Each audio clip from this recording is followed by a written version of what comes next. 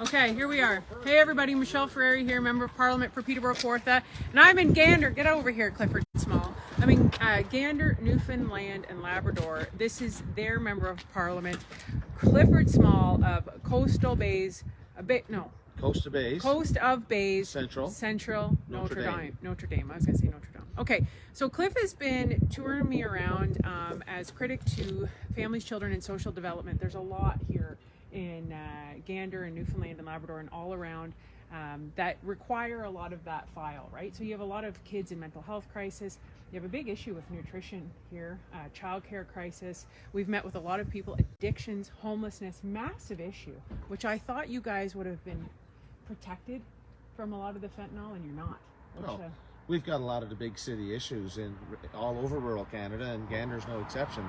And we've got a lot of work to do to make things better for our people, of course. And so as a critic, it's my job, it's really important that I meet with all of these stakeholders to understand how to, when we form government, to have policy that helps, and also to work with the minister to make sure that they're making the best policy decisions to serve all of Canadians. Unfortunately, we have a government right now that sometimes and often is making policy that thinks about urban centers. And when you come to areas like Newfoundland, you quickly understand that your needs here, the people's needs here, are far, far different than Toronto and GTA. Far different.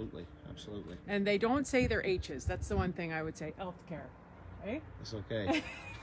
I'll get it done. But listen, the reason I wanted to show you this is because we're outside of Broadening Horizons. And so Broadening Horizons is an incredible organization that works with people with intellectual cognitive differences. And then they have a social enterprise right behind us. So the Green Depot, and a social enterprise basically helps fund the not-for-profit, right?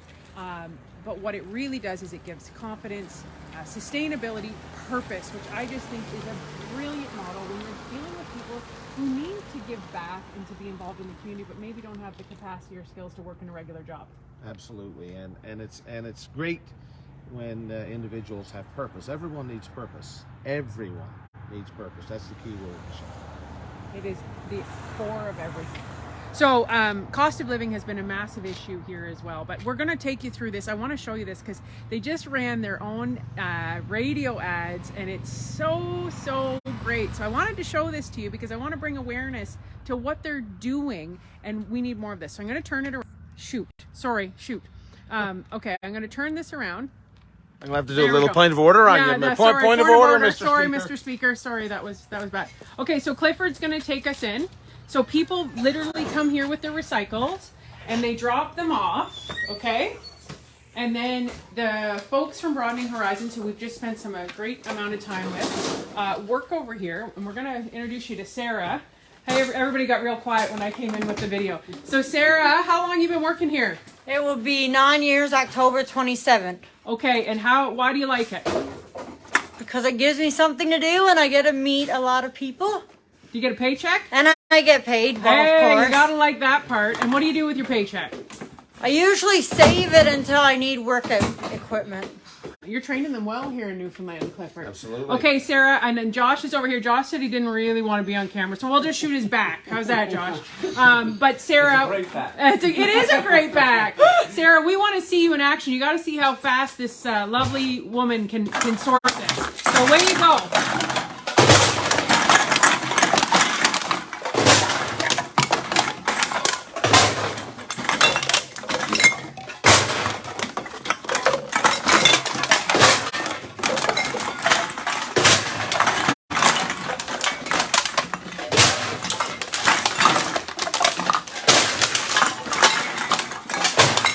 She's fast, Clifford.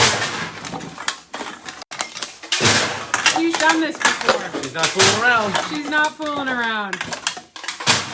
And how many hours a week do you work, Sarah? I'm distracting her now when she's trying to do this. You're slowing Sarah down. 30. Look at her go. Oh, this is amazing. This is really cool. Keep up the good work. I think you guys should all be clapping for Sarah in the background. Good job. Yay. And you too, Josh. Look at that back go.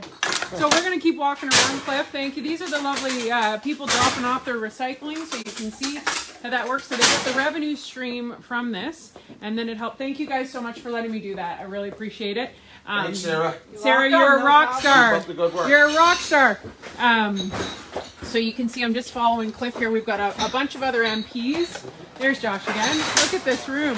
So we're coming through here. There's Rick Perkins. We're live on Facebook video, Rick. Hello, Facebook people. So this is lovely Rick Perkins from Nova Scotia, South Shore St. Margaret's. Amazing.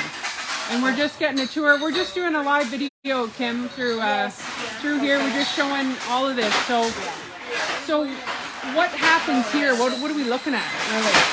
So this is express bags behind you that people drop off to be counted later. And so we're piled up majorly right now, but we're getting an extra computer tomorrow. So this will help alleviate some of this piles that we have built up here. And then you also sell products in the local store as well? Yes, we sell bags, recycling bags in the local store. And then at Christmas time, we have candy cone, hot chocolate cone and candy cones to sell for our fundraiser. Amazing. Yeah. I just can't say enough about what you're doing here. It's really great work. Really I feel great work. pretty proud to be working here. You're changing lives, my friend. You really are. Absolutely. Right? Everybody needs to know their value. That's true. Okay, so this is Jake Stewart. Jake Stewart, my friend, Member of Parliament for... Miramichi Grand Lake. And you are the critic for ACOA, which for me in Ontario, ACOA doesn't come up a lot. But what is ACOA for people watching at home? ACOA is the Atlantic Opportunities Agency.